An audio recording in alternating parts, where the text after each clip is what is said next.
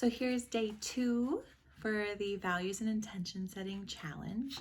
And if you haven't already, you probably need to go back and do day 1. They're going to be kind of consecutive and the order will matter a little bit. They're going to build on each other. So go back and check out so that you can identify your values. And if you have any questions, let me know. But I'm going to assume that you've already done that. So for day 2, what I'd like you guys to do and to focus on is the whole parts of your life. Because a lot of times people can get really bogged down in the idea of where either their problems are or where they want to be going, right? And so sometimes it can be challenging to get a picture of your whole life in general, to be able to get a really clear picture about how you're going to move forward and why that would be important. So by taking a look at the 12 areas of life, which these are my 12 areas that I've found and that I've found are really effective. If there's some that are really important to you that aren't on here, go ahead and check them in. But what I'm going to do is I'm going to read off those 12 areas of life and invite you to write down all of the ways that you're embodying that, right? So at the beginning, I like people to go down and just start with a list of what is from 1 to 10, how important is this area of life to you? And dump out like the whys, maybe like a little section on each one. How important is it and why? Give it a rating, 10 being the most important, 1 being the least important.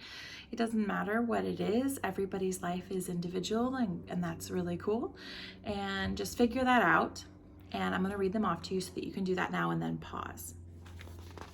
So the 12 areas of life are family, friends, parenting, romance, personal development, fun and recreation, mental and physical health, community and society, career, finances, environment, and spirituality.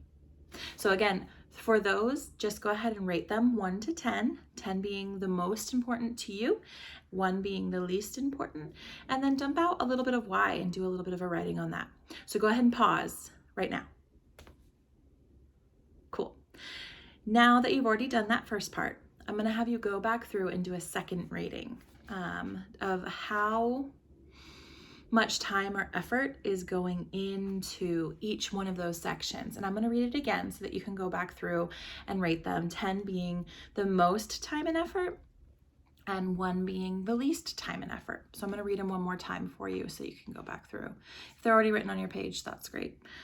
Family, friends, parenting, romance, personal development, fun and recreation, mental and physical health, community and society, career, finances, environment, and spirituality.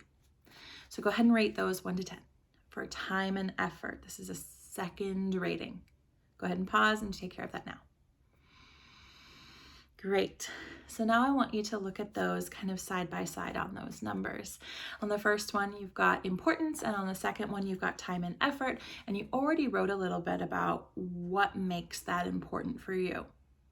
So I want you to, this time for the last part of this day, is to think about where the discrepancies are. Where are the numbers not really matching up? If the time and effort and the importance are about at the same number, 1 or 2 off is kind of okay. But if it's more than that, that's, probably a place to look at for interest.